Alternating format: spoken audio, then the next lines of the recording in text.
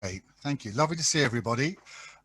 Yes, I'm chair of the recently renamed Audio Committee because we felt it was important to start reflecting the huge part that non-broadcast drama and podcasting now takes place. And I've got two fantastic guests. I've got Ken Bentley, who has directed over 600 hours of audio drama for Big Finish Productions, which he joined in 2008, written original plays and adaptations for theatre and for audio, and as a writer was shortlisted for the BBC Audio Drama Awards in 2016, and directed the winning play in the non-broadcast category in 2017. And my other guest is Nathan Blades, and I'm going to read out his bio. Nathan is an androgynous Android game show host or a tabletop RPG designer and broadcaster, depending on who you ask. They have produced and game mastered several projects, including the Talent Agency podcast and Arcana Corp, Mysteries in the Unconscious. Recently, they are also lending talents as a voice actor to audio dramas from Battlebird Productions and the Y2K podcast. Okay, and I want to start this discussion with just quoting from an article from The Guardian that was written at the beginning of the month that my committee got quite huffy about. But it was about audio radio drama, and it started like this. In the first lockdown, many noticed how the roar of traffic was replaced by birdsong. If the pandemic has given us a renewed appreciation for listening, then some of the UK's leading theatre makers are turning, or in many cases returning, to audio drama and pushing the limits of the form. It helps that audio plays can be made quickly and relatively cheaply, incorporating topical issues. And there's a quote from Mike Bartlett, which I thought was particularly interesting. And he said, Mike Bartlett last autumn wrote a play called Phoenix, a satirical drama inspired by Dominic Cummings, and he's beginning another audio project. And he said, artistically, it offers a more satisfying outlet for dramatists right now. It is the one form of drama the pandemic can't touch, which means we're not held back. You can do a fully formed piece of audio that would be the same as if it weren't in a pandemic. You don't make any compromises. So I think that's interesting as a little bit of context. The other bit of context I just want to give to you is that BBC Sounds now has a download listenership of 2.5 million a week. In comparison to The Archers, which is obviously the mainstay, whose regular audience is about 5 million. And I think that's quite an interesting set of figures to consider. So with that in mind, I'd like to introduce first Ken to talk a little bit about his journey to Big Finish and his view of the landscape for non-broadcast drama at the moment. Ken, over to you. It's such a big question, isn't it?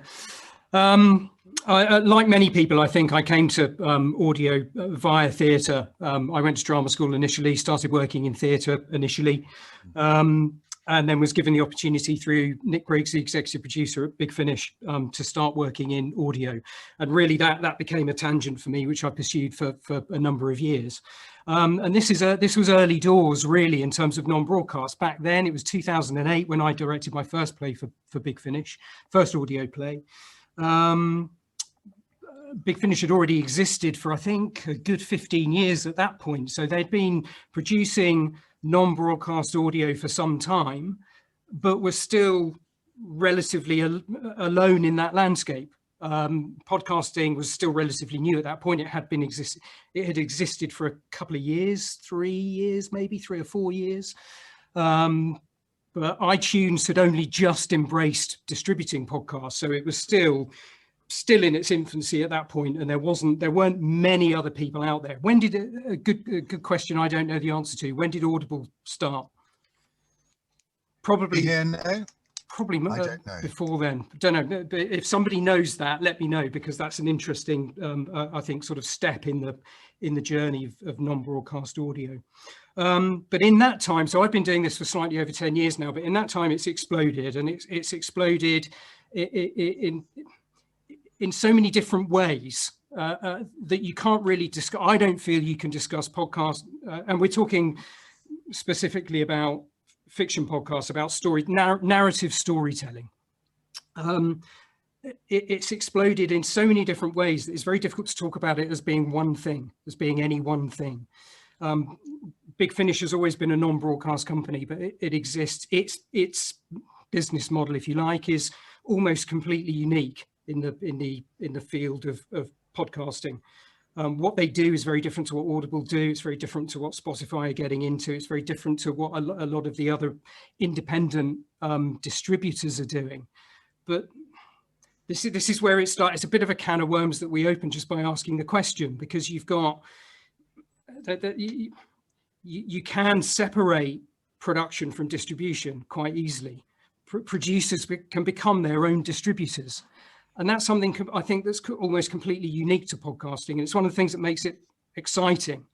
And we can talk a bit more about that later on. But in just in the few years I've been doing it, that's been the big change, is seeing what I'd call real independence, because there's in theatre you get true independence. The film industry sort of created a subsection of its own industry. You've got the studio system and the independent system. It's still a system, but in podcasting, it's the Wild West. Anybody can make something and distribute it. It's a finite audience, but I love a bit of hyperbole. To broadly speaking, an infinite audience. Your audience for a podcast is everybody in the world who has access to the internet. That's amazing. I'll leave it there. Yeah, Nicholas, that's great. That's great. That's a great starting point. When you and I were talking yesterday about this, we had two analogies that I want people to think about. You talked about the sprawling beast of audio drama. The Wild West was another kind of analogy. And of course, the analogy that I've latched onto is podcasting is the punk rock of audio. Famously, 40 years ago, Mark Perry formed a fanzine called Sniffing Glue. And the first thing it said, this is around punk, he said, buy a guitar, learn 3 chords, form a band. And it feels that podcasting, in some respects, you just said, because everybody can theoretically tune in, podcasting has that kind of disruptor quality. And maybe this is a good moment to bring in Nathan. Nathan, can you tell us a little bit about your journey into this world? Hello, party people. Yes, indeed. I have very much, I guess, kind of a punk rock introduction into. My background is still actually within broadcasting. I work for a media mega corporation, although not to make podcasts. It was initially about making entertainment TV and now currently educational content. I listened to tons of podcasts back in my journalism days where I was doing night shifts and there was nobody in the building, and I would just listen to comedy shows for maximum fun to keep myself sane. And after the fact, I was like, oh, podcasts are really, really fun. I can do those kind of things with my friends, doing the standard kind of oh, we're going to get into a group and talk about video games and record that to audio like people care. And since moving, I moved from London to Manchester about 5 years ago. And in a way of making new friends, especially new friends that share the same interest as me, I got into the world of actual play. Actual play is what is playing tabletop RPGs like Dungeons and Dragons, but there are many, many more games besides that. And then recording that specifically for a third-party audience. Tabletop RPGs sit in a really interesting space on the kind of sliding scale of who the audience is. When you're playing at home in your living room, nobody listening to you, at least as far as you know.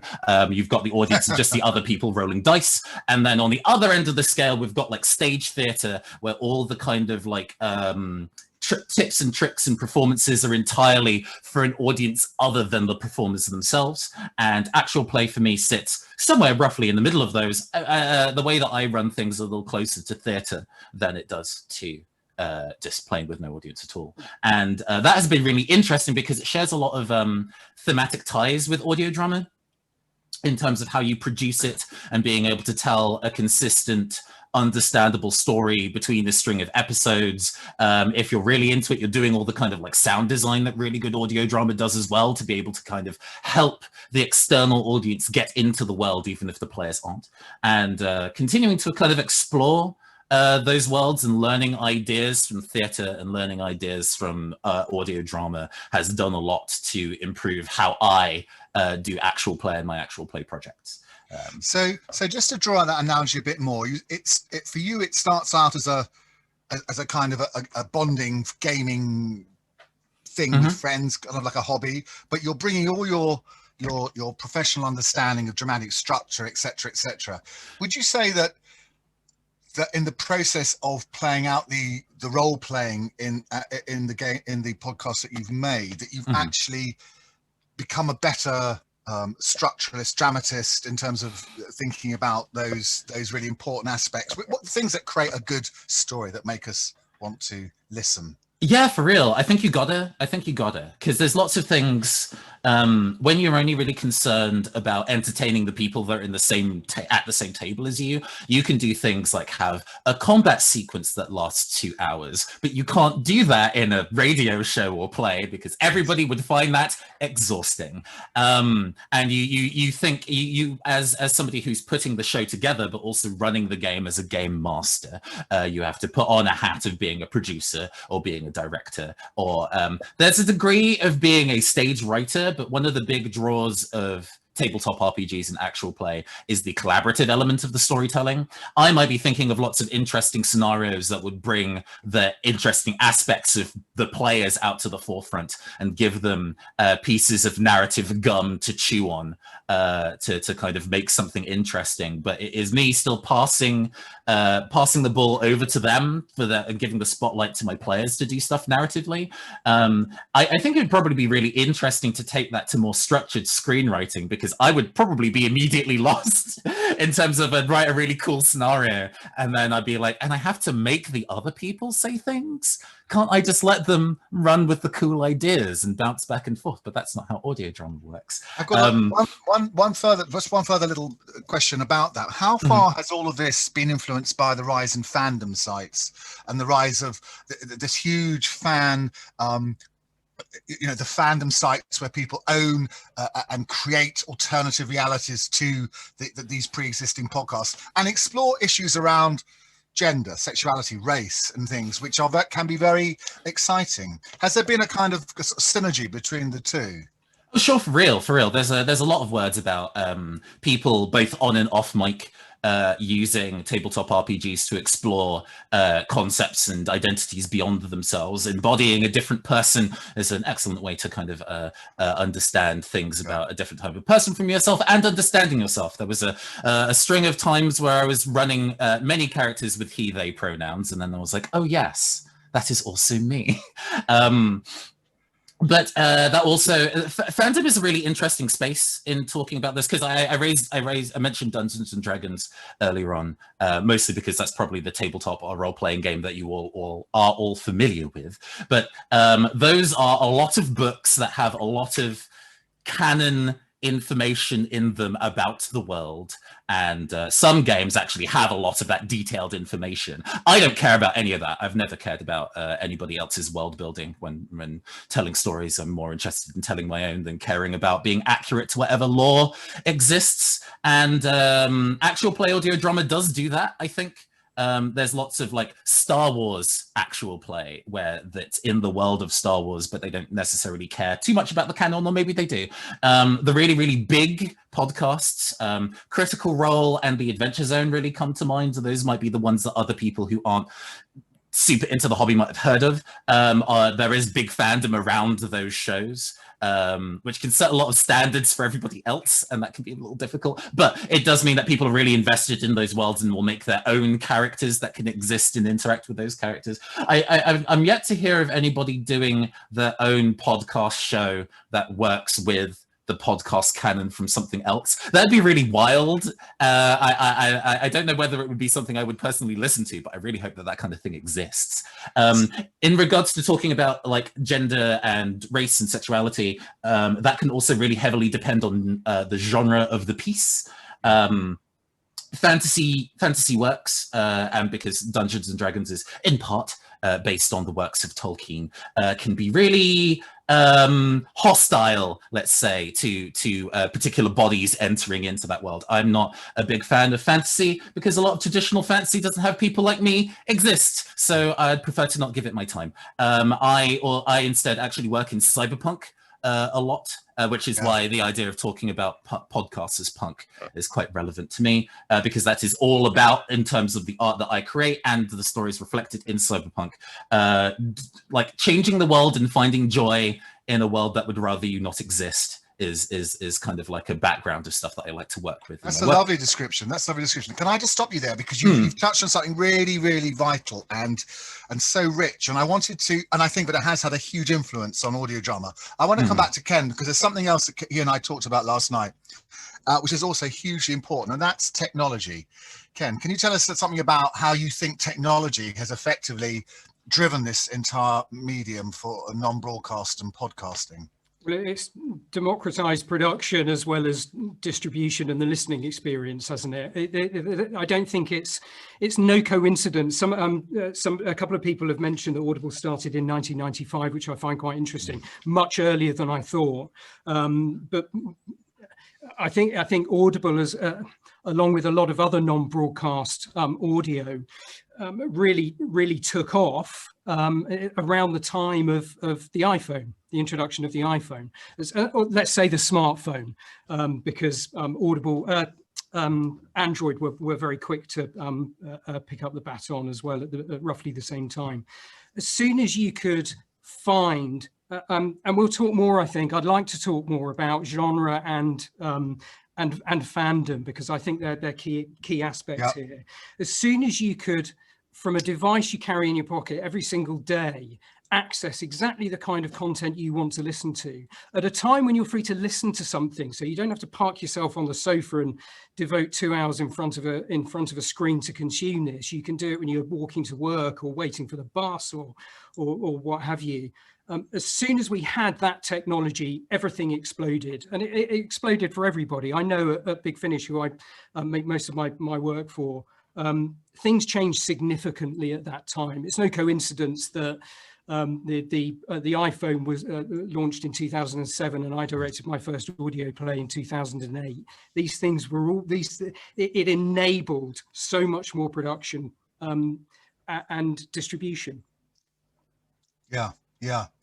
Another thing that we were talking about yesterday, which I felt was really vital, was this, the transition from craft to living. I mean, the title of this session is "Can You Make a Living Writing Podcast Drama?" Yeah. And it seems to me that if we're existing in a sprawling Wild West at the moment, with lots of punk bands out there making fantastic stuff, but doesn't necessarily draw in the money, can you begin to see, Ken, and then Nathan, a trajectory or a journey from one state to the other? Can you begin to see how one might start off creating your own podcast and then move towards, I mean, I've got my own experience of this. I've got this podcast, a bit of a puff on my podcast out called Rainbow Dads, which is stories of gay and bisexual dads. And it's done really, really well.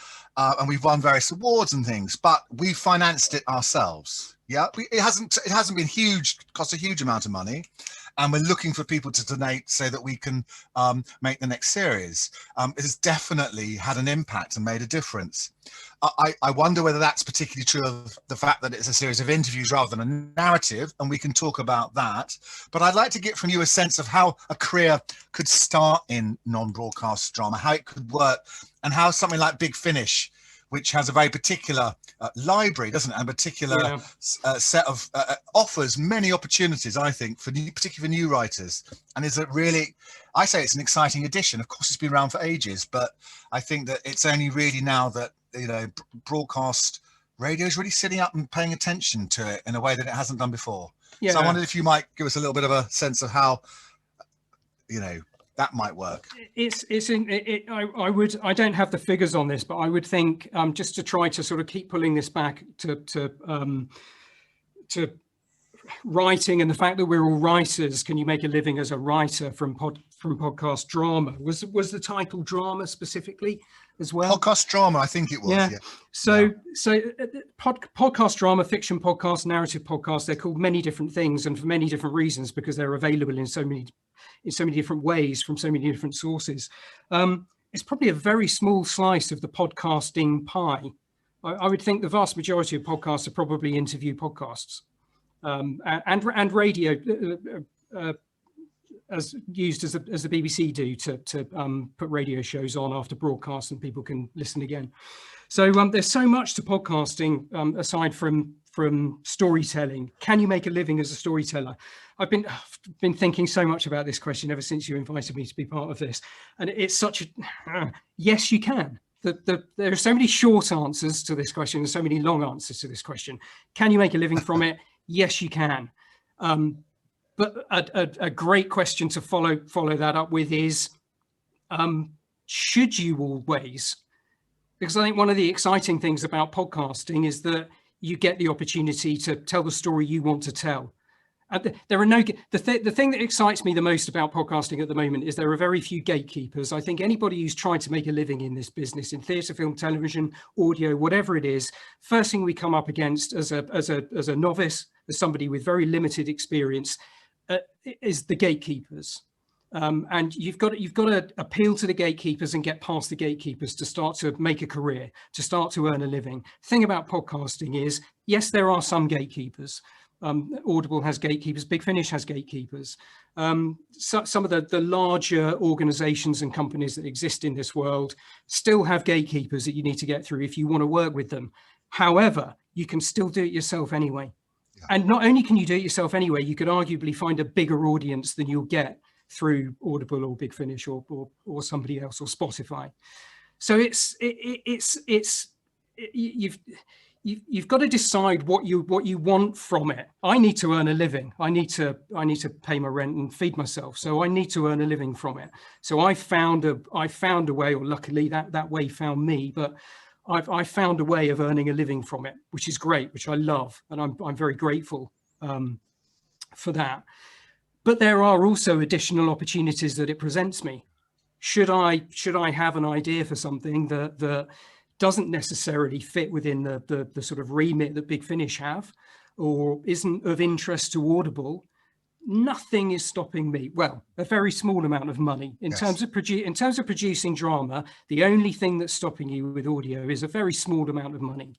But if you're already in the business and you've got like-minded friends and colleagues, it's actually very, very easy to put together a podcast and to get it out there. And we've seen so many people do it in this country over the last few years. Wooden Overcoats was a very popular podcast that ran for a few years. I don't know if they're still doing it. But yeah, okay, I've just seen, so I'm keeping an eye on the chats to see what's coming up. Ken, I just want you to rewind slightly, because I'm not convinced everybody knows. I want you to talk about what Big Finish, what its main money earner is, yes.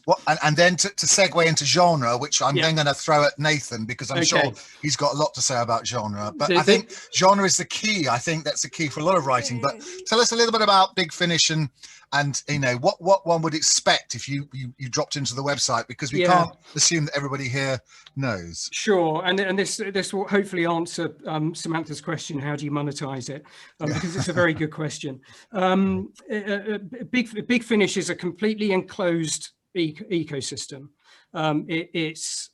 It produces licensed genre fiction podcasts, for want of a better way of describing it. They've been going for years. They started initially distributing on cassette tape, before moving on to CD, before then moving on to download. So they've been doing this years.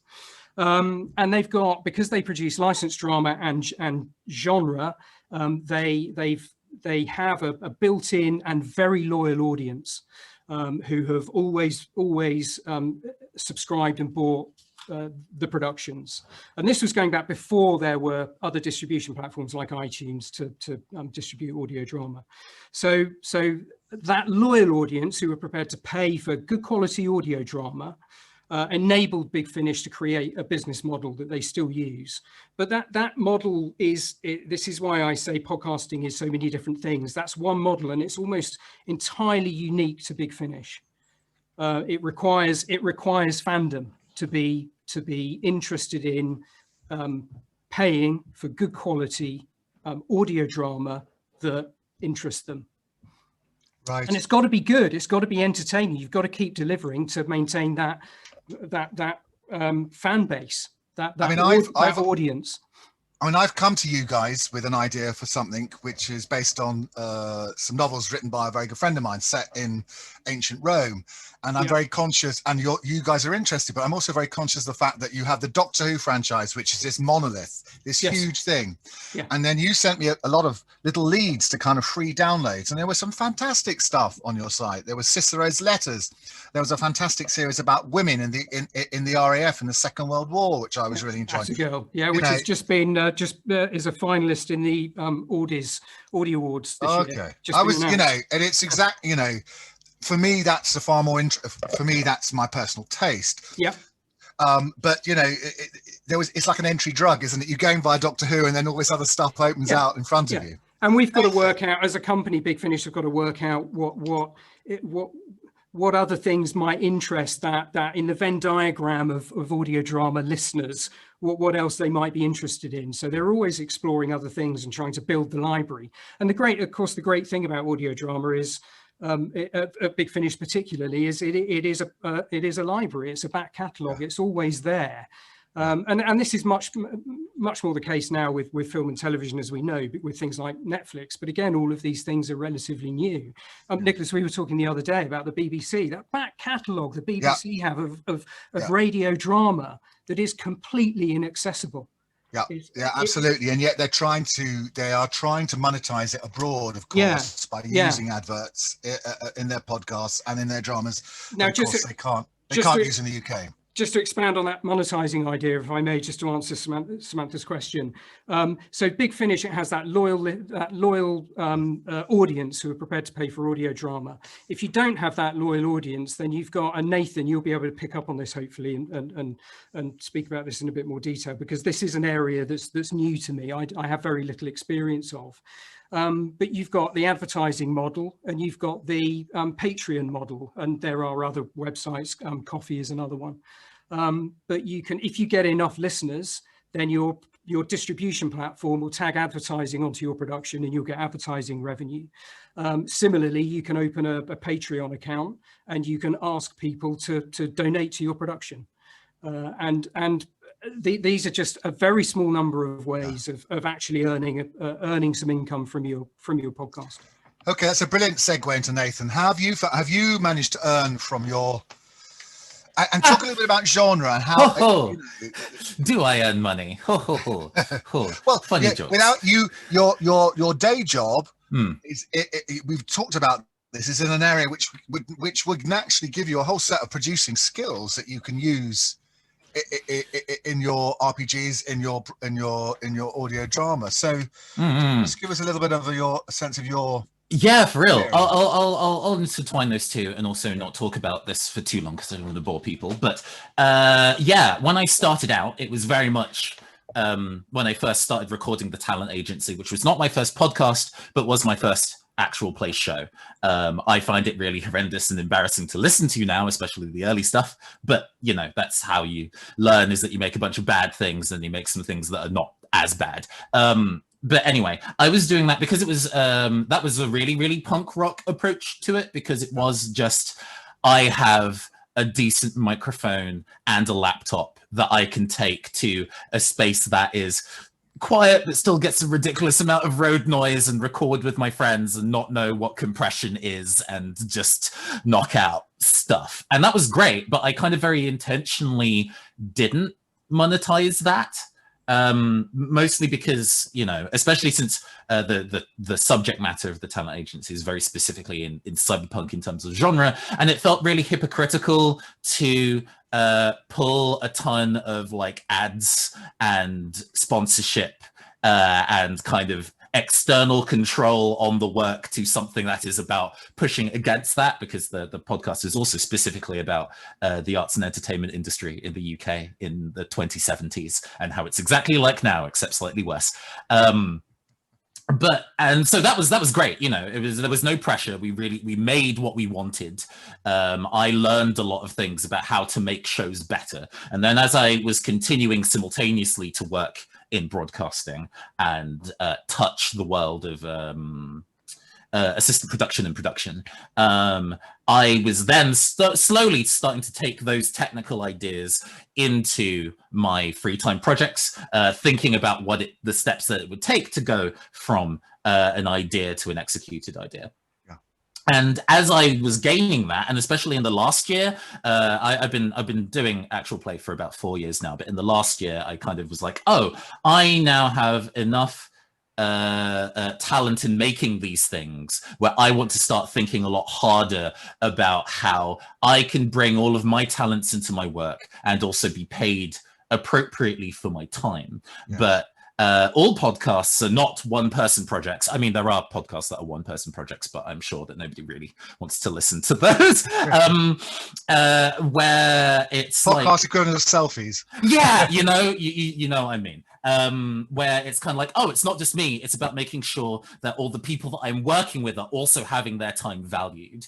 Yes. And I was kind of like, oh, do I still want to do ads just to be able to kind of like pay the people I'm working with? Would they be comfortable with that? These days I've been streaming rather than making podcasts, mostly because I actually really hate editing. I realize I know how important editing is, especially in terms of sound design for podcasts, and I do not have the spirit within me to do it on a regular basis without breaking, and I don't have an additional audio editor to work with, so I've been going to streaming where there's no editing. You do the production then and there, and that, well, you get all sorts of ads put onto your work outside of your own control, and I'm like, no. If anybody's going to be tuning into my stuff, they're not going to be getting ads that I personally haven't vetted and cleared.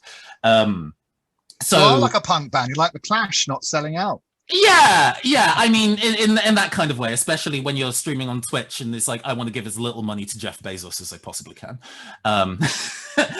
But with all that aside, it's like, okay, so then what other ways, in terms of donations and Patreon? I do have a Patreon. I earn, I believe, £11 per month, and I cherish those £11. Genuinely, I feel blessed that anybody would want to give me money for the work that I do.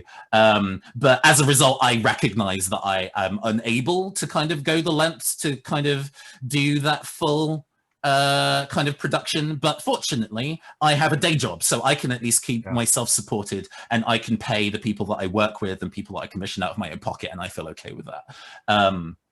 I think if the world was to switch up, or if, for example, I lost my job, God, touch all the wood available that I don't lose my job under current circumstances. But if I had to kind of like, okay, so this is now going to be my main method of, hey, sometimes I love editing too, Nigel, but when you're having to do it to like deadline and there's nobody to support you because there's nobody else in your friendship group that can do audio editing, it becomes like a thing. Brilliant. But in that circumstance where I have to kind of like work and support entirely myself through the content that I'm creating, and I would love to be in a situation where I could do that, but that's planets aligning stuff. I would then have to be making some really big serious decisions about how I am using my Patreon and more aggressively marketing my Patreon to kind of get people involved. It would have to be taking out sponsorships in a way that I am comfortable with and is safe and healthy for all involved beyond just me. I won't name names. You're not going to be on the same kind of Twitter circles as me to kind of get me cancelled, but I guested on somebody else's actual play show, and it was live streamed. They had a Patreon and earning numbers several times more than the £11 that I'm currently earning. And they also had a string of sponsorships. So at the start, in the middle, and at the end of the episode, there was a 3 to 5 minute ad read. They didn't give me anything. They didn't pay me. And at the time I was like, I'm being involved in this kind of process because of the love of the art. I love telling stories. I love embodying a character. I love working with other people to tell stories. But you wouldn't ask somebody to go and perform at the Globe once a week for 12 weeks and then be like, thank you. and not give them anything, even like your time in kind. So that is a lot in my headspace about kind of like, well, it's not just making it livable and workable for me, because the production is going to be large enough where I have to make sure that everybody else is also being supported, and the choices that we have to make sure that's doable. Okay, I've got one more question I want to ask you two before we open it up. We've got some fantastic questions coming in, and it's simply this, you know, sex and drugs and rock and roll. There's a freedom in podcasting and in audio drama outside of any of these portals that Ken's already talked about, which I found incredibly liberating. And there's also the idea, when I was at a radio forum, there was this idea that the BBC created sounds as what they call a disruptor. The idea was it was somehow in opposition to the monolith that is the BBC. And yet my children, sort of 29, 26, wouldn't listen to anything that came off the BBC because it's identified with the establishment. It's just not cool. So I wondered what your thoughts were of the idea of, we talked about the punk rock element, but more seriously, I mean, podcasting can really address some really important issues in a way that which gives it a freedom from issues around impartiality and neutrality or whatever that the BBC has to operate under. And I just wanted your thoughts on that, Ken. As somebody who I have a couple of friends who work for BBC Sounds, so I've talked with them a little bit about the kind of stuff that they're doing, and I'm glad that the people involved are more diverse than some other heads of the Hydra. And as a result are interested in commissioning a broader number of things, right down to shows like Press X to Continue, which is a podcast about video games starring Inell Tomlinson. So having cool Black British talent talk about things that aren't especially pretentious in a way that on a platform that is known for being occasionally sometimes quite pretentious. They're kind of taking those steps to commission shows that reach that broader audience, but at the same time they're a business and also recognize that the majority of the listenership they don't have to try very hard to reach is white and middle class. So those are easy commissions for them to make, but God bless them, are they trying? It does then mean that I'm kind of like slightly torn between the kind of like, oh, dude, please absolutely go anywhere else to go and find the podcast that you want to listen to if you feel that this particular podcast network isn't working for you, and that's any podcast network. But at the same time, I'm super glad that they're trying and want them to succeed in reaching a wider audience and being able to let their hair down in the stuff they commission and the stories they tell. But that's all only really going to happen in response to key performance indicators, because that's unfortunately all that broadcasters at the end of the day care about, is whether anybody is actually listening to the content that they feel is daring or not. So that's a good segue to Ken and Big Finish. Have you ever put out a project in Big Finish that's had that more of a disruptive feel to it? And then Big Finish, we try to disrupt our existing audience. We know our existing audience. We have convention days where we meet them. Big Finish is very good at keeping in touch with its audience. It knows its audience very well. It's a very loyal audience. So we're always looking for opportunities to disrupt them and to open them up to other genres or forms of storytelling. But it has to exist. It's a business model. It is a business. And it has to be a profitable business for us to continue to make drama. So I don't think it has the opportunity to be as experimental as other independents might. But this comes back, I mean, I totally agree with Nathan, and this comes back, for me, it comes back to two things, actually. It comes back to gatekeepers, and that's exactly what Nathan's saying. The thing about podcast is anybody can make something and they can get it distributed, and they don't need somebody's permission to distribute it. That's the really important thing. Yeah. Yes, I know there are costs involved in production, and we've got to circle back all the time to the title of this discussion, which is, can you make a living from it? And therefore we've got to talk about whether that's possible and how we do that. But the bottom line is that podcasting is a great opportunity we only get better. This is one thing I don't think we've talked about yet today, so stop me if we have, is we only get better at doing. Nathan, you made this point a moment ago, and it's a brilliant point. We only get better at doing something by doing it, doing it as many times as we possibly can. And audio gives everybody the opportunity. Now, Nathan's been honest, doesn't like editing, absolutely fine, totally understand. It's that some of the work that goes into the sound design and post-production at Big Finish is mind-boggling. It's given the longest period of time. We record very quickly, a stack of work in post-production, and they're magicians. The worlds they manage to create in audio are just outstanding. But anybody can do that with there are certain things you need with a computer and time. Anybody can do that. Yes, you need skill. The more you do it, the better you'll get at it. But it's this. For me, the thing about podcasting that's key is opportunity. Nobody can stop you. Okay, so I'm going to come on to some questions now, because that's a great segue. And I've got a wonderful question here. What first steps do you recommend for someone who doesn't have any connections in the industry? What would be your recommendation, Ken? We've told everybody how wonderful everybody should go out and be making their own podcasts. All right. The thing is, everybody's, even Big Finish, constantly looking for new writers, constantly. So it's a perennial problem, isn't it? It's always been and probably always will be. But you've got to write. The one thing about writing is, if you want to write. Nobody can stop you from writing it. And I'm guilty of this. I'll have an idea for something and park it because I tell myself I'm too busy to get round to it. Nobody can stop you from writing something. So if you want to write audio drama, write an audio play. People will read it. The one thing I can promise you is, if you've written an audio play, people will read it. It may not be the case that they can find an audience for it. And therefore they won't necessarily produce it, but that doesn't mean you won't get a job at some point from them.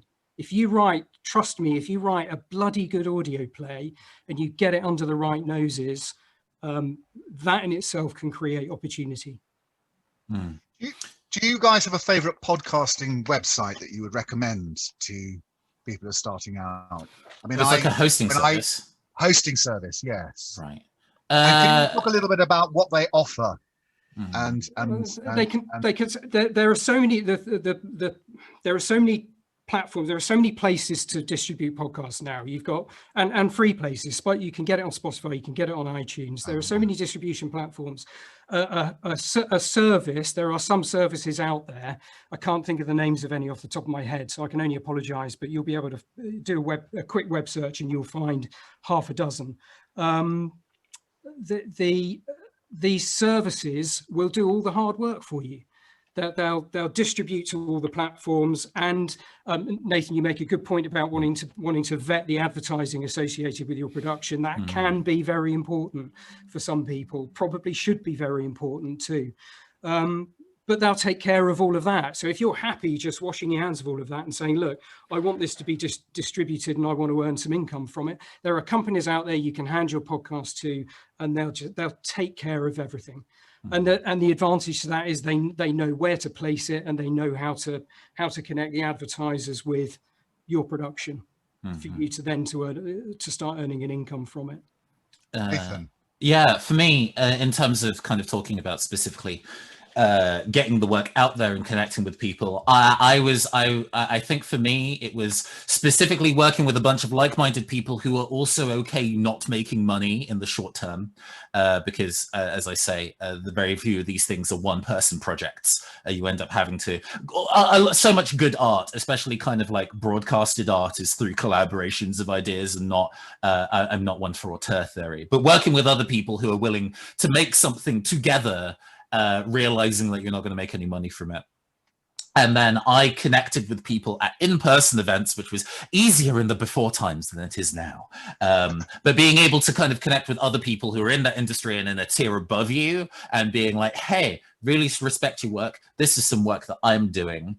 If you wouldn't mind taking a look at it, that would be amazing. I have got work both in terms of voice acting through conventions like Pod UK, and I think that's how I met Nicholas initially. Yes, that's right. You met at a pod. We met at a festival. Indeed, indeed. And then for my kind of like tabletop RPG stuff was specifically going to those kind of events and working with the people who were already in those industry at those events, being like, I respect your work. I've been working really hard as well. Here's your stuff. I made a zine of content. Like, I'm proper punk, innit? I made a zine. Yeah, now that I think about that, yeah. I am cool, the coolest. And I gave that to like 3 or so people that I really respected at an event. And then 2 of those 3 people got at me back up in the event, was like, I want to give you some work. So it's that kind of deal where it's making the content that you feel that you're really passionate about, realizing that you're probably going to make a loss on it despite the amount of work that you put in, and then approaching people. Although we do have existences of stuff like itch.io and Gumroad and other forms of, I guess, like digital shopfronts. Itch.io specifically is initially used for games distribution, and that was video games, but has expanded into tabletop games and is now kind of like whatever you want. People sell zines through that form as well, and it's a really good way of being able to put your digital content in a way that people can purchase either at a flat rate as a pay what you want, as a bundle, however you do it, and also has a pretty decent share in what goes back to you.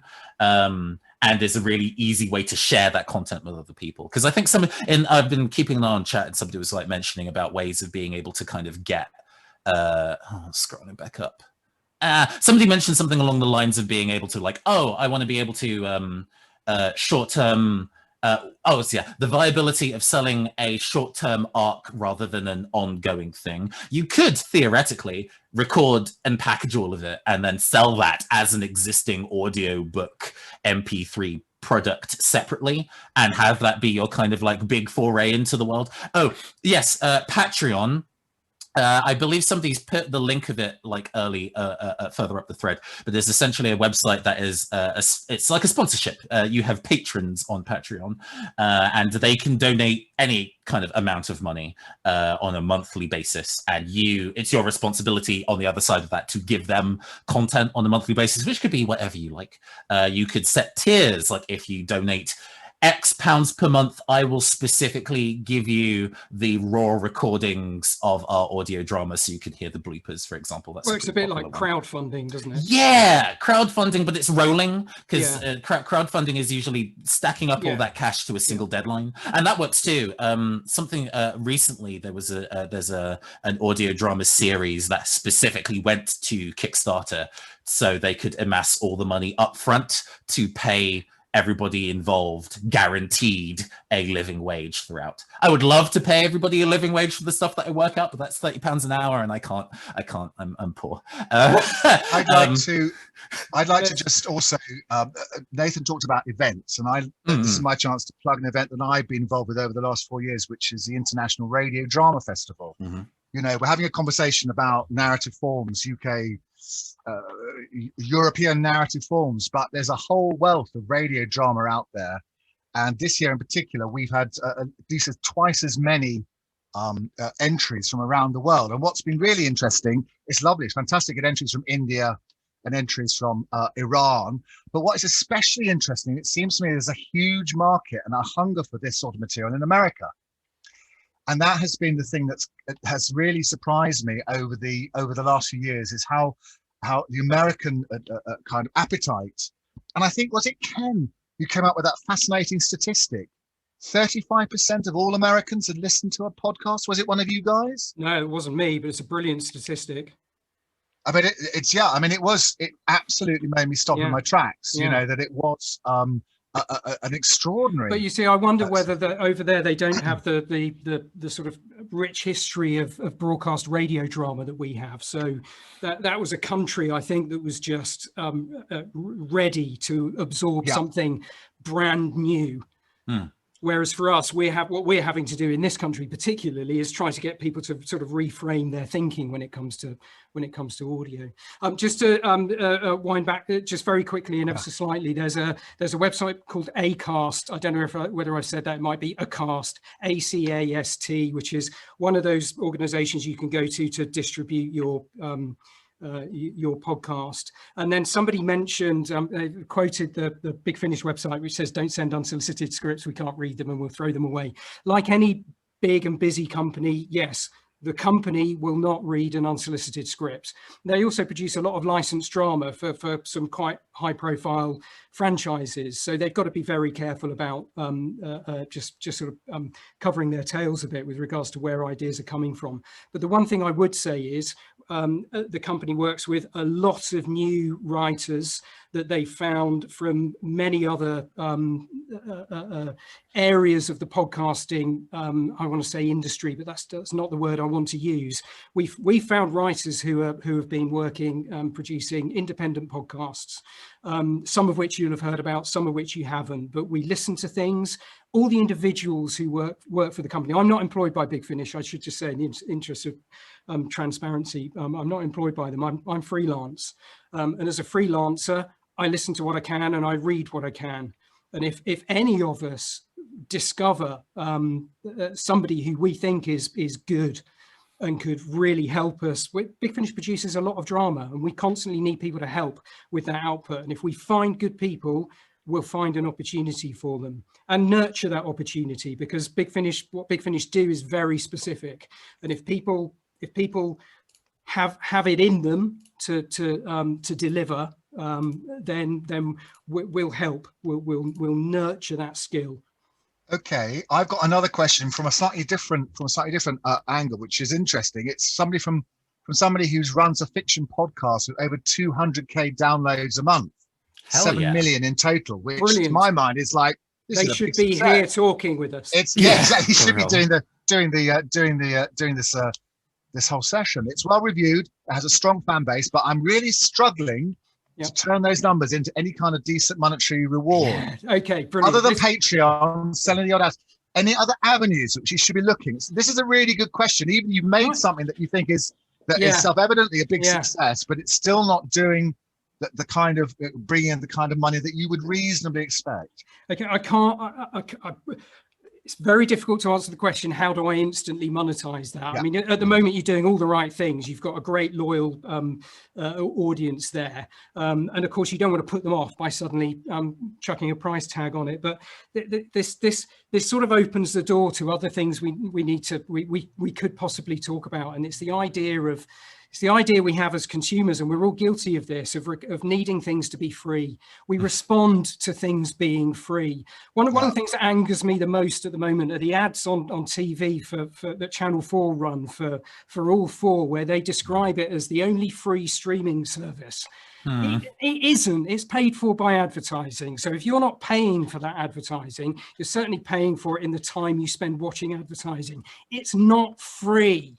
And we've got to try to get ourselves over that hurdle of imagining that things are free and imagining that we should be able to get things for free.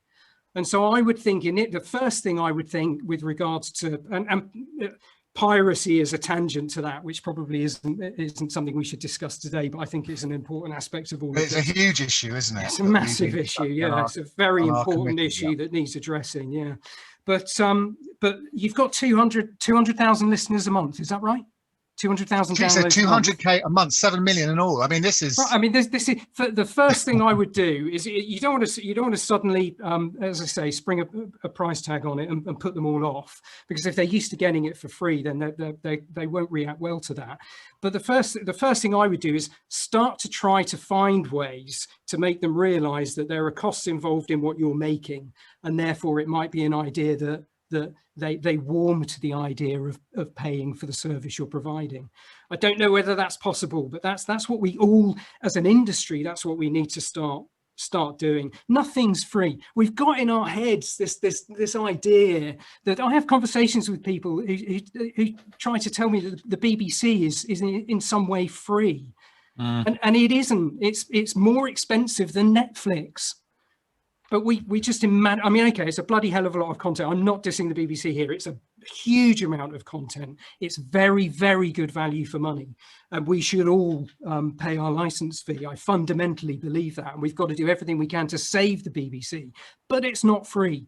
Yeah. Okay, well, moving towards the end of the session, I want to get just a little view from both Nathan and Ken about where we might be in 5 years' time with audio. Drama and podcasting and all the things that you and I love doing. Nathan. Like in terms of industry or personally? Both. Oh shit. Okay. In terms of industry, I would say in 5 years, the barrier will continue to lower in terms of the understanding of what goes into putting this kind of work in together. And there will be, I think, more frank discussions about how to, that dividing line between doing a thing for fun and having no compromises, and the compromises that must be made to make it a survivable and popular thing. Because I think that's also the dividing line. It's like when you're doing a thing entirely to your own drum, that can be really freeing, but that doesn't necessarily mean that other people will invest themselves in it, and having to make peace with that can be a really difficult thing. So I think those kind of barriers about discussing that topic will definitely lower over time. I think there will probably be a bit more of an even balancing between the US and the UK in terms of approach to audio drama. There was a mention earlier in the chat about kind of like Orson Welles and old time radio being a big thing in the US, and then that stopped for a long period of time, and the idea of audio drama didn't make sense at all. And then we kind of, in the UK, kept that going with Archers and similar, and now they're starting to catch up with stuff like the Bright podcast and things like that. So those kind of things will kind of like even out across the board.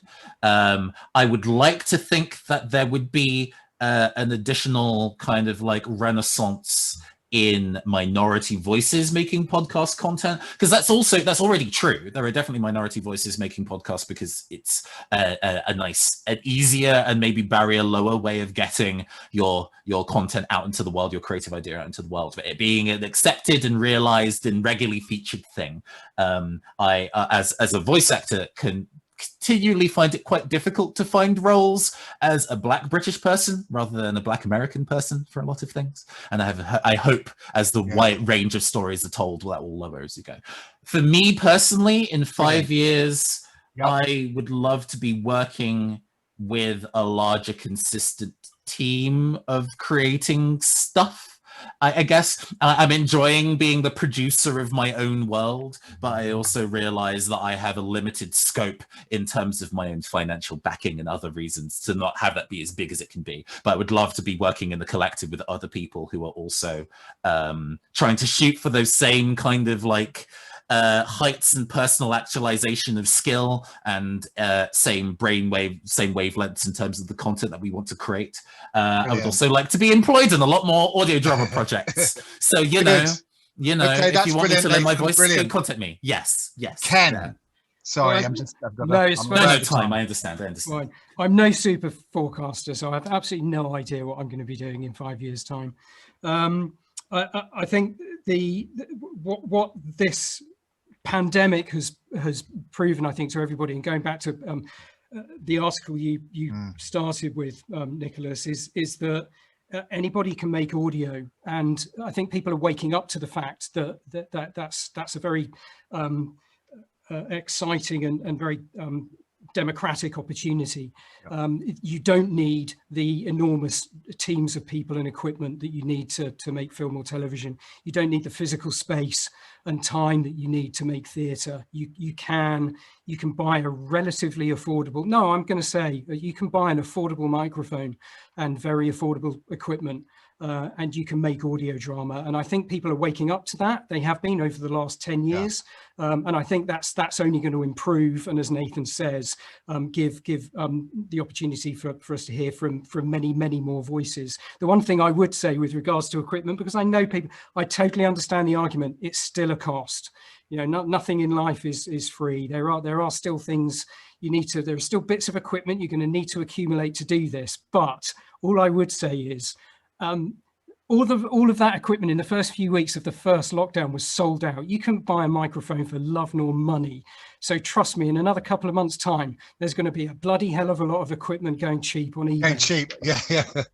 And just to finish with the punk analogy, after punk came New Wave, after the Sex Pistols came Public Image Limited. So, you know, after that explosion of vitality came the experimentation and Talking Heads, Blondie. You get amazing, revival of punk spirit, and I think that audio drama and podcasting really captures that, which is a wonderful way to finish. I want to thank Ken and I want to thank Nathan very, very much for sharing their experiences and their thoughts on this. And I hope this has been helpful and useful to you. Mhm. And I want to hand you over to Kate, who's just going to. Here I am again. Yes, Yeah. thank you so much. I have to say, these sessions just seem to get better and better. And what I've really enjoyed about this, everyone taking part, is how many exchanges there have been in the chat. Yeah, the chat's been brilliant. This is just brilliant, and it really is to me an example of how good these sessions have been bringing everyone together. Now that we've got this newly inaugurated audio committee, we really want to hear from you. We want to hear about your experiences, your ideas, about how you feel the Guild can help you protect your livelihood, protect the rates and terms that you will be, wanting from your new employers, whoever they happen to be, whether they're Big Finish or whomever. So please, I urge you to get in touch with us. You can contact us via our general email, which is admin@writersguild.org.uk. I'll just put that into the chat right now. Or you can contact myself, and that's Kate at writersguild.org.uk, or even Nicholas, and his is audio. I'm just going to put that in too. So, we really want to hear this. I'm sorry if we haven't managed to get to all your questions. That's another reason to engage with us. If you're not yet a member of the Writers Guild, I also urge you to join. You may not know, but we offer a free contract vetting service. So if you are on the point of, selling something, you've had somebody interested in a piece of work, don't sell yourself short. I urge you to go for clarity early on at any point, and make sure that you've dotted the I's and crossed the T's. That just remains for me to say to you, our next Zoom event is in 2 weeks' time on the 10th of March, the same time, 5 o'clock, and we're co-hosting this with Creative Essentials, and it will be an interview with author and screenwriter David Nichols. That's all for now. Thank you very much for coming along, and hope to see you shortly. Bye-bye, everybody. Bye-bye.